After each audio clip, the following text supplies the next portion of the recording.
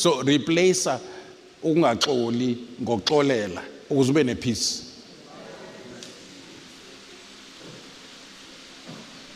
Ningilalele noma nezinjani? Yeah, ingakho especially masusenziwe kuye kuthiwe before uphile kunendawo ethi vumani isono omunye nomunye nikhulekelane ukuze niphiliswe. Yes. Kusho ukuthi ne-condition ukuthi manje akusasizi ukuthi ukhuleke kanti uba unomuntu ombambela inhliziyo.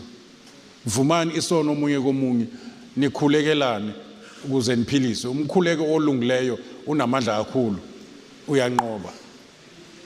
Uba weak umthandazo uma uloku ugcina izinto ezirong.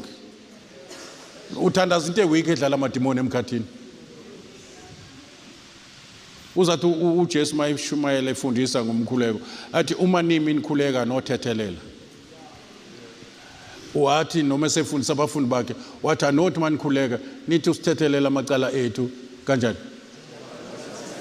Manje awukwazi ukuthandaza uma ungezungena lapho kule phathi yesibili. And yakubopha wenza ukuthi uNkulunkulu akuxole